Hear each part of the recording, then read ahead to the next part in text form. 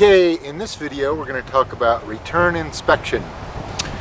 The very first thing you want to ask for when they bring your RV back is the key. You always want to make sure you get the key. Now let's walk around it and we'll talk about some of the problem areas. Again, 99% of your rentals you're not going to have any issues. But let's just start at the front here and walk around and we'll talk about it. Okay, on travel trailers, one thing that you want to look out for is this cord dragging on the ground. It'll fall out sometimes and drag like that. This one isn't an issue, but a lot of times they have longer cords and the cord will drag on the ground. That's just one thing you want to look at, and when they pick up the trailer you want to make sure there's not a lot of slack here. You've got it wrapped around here and it's just not going to drag. Next, I walk around it and I look up and down. Mostly I'm looking for dents or scratches. It helps if you can pay attention to detail, but usually just a simple walk around and you're good. On tires, in your contract it's going to say if they hit a road hazard and the tire is unrepairable, that they are responsible for a brand new tire, the entire cost of the tire. These 13-inch tires are about 80 bucks each, and that's probably what I would charge them. If you want to charge them 100 bucks just to pay for your time to go have it put on. But we do charge them for that. They're responsible to avoid road hazards. Now, it's always a good idea to get down on your knees and look under it, especially on the holding tanks. If someone has run over a rock and left a puncture in one of your holding tanks, that's a very expensive repair. It's just a matter of getting down and looking. You can also look at your leaf springs.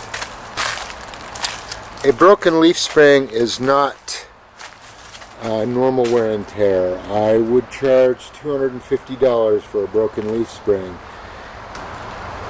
The only thing that would cause that is if they towed it with the hitch that made the front too high or too low, putting all of the weight on only one axle, or if they were going down a dirt road too fast.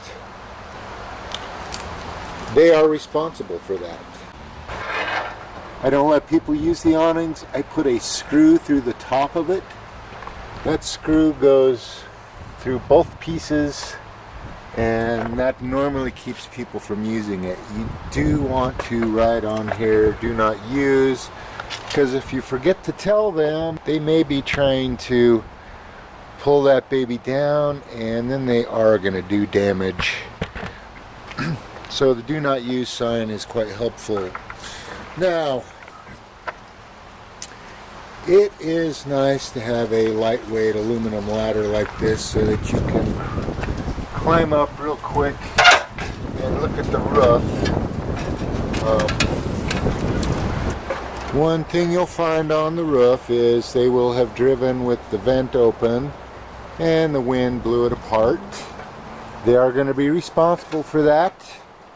Sometimes they'll drive under a low overhang and clip the air conditioner. Sometimes they'll drive down the road with the antenna up and that'll fall apart. And then every once in a while you get some dillweed that thinks he's going to climb up on top and party and dance, and it says in the contract that they're not allowed on the roof, so you would be charging them for those damages. As far as charging for a broken vent cover,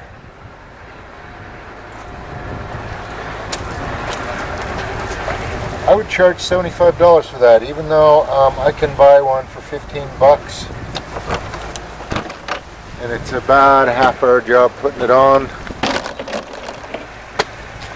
I don't know, maybe 50 bucks is more reasonable. But okay, as we go inside, we just start scanning up and down, just like the outside. I always include an entryway carpet. Keeps your trailer clean and protects it. And we just begin scanning up and down, looking everywhere, looking for damage.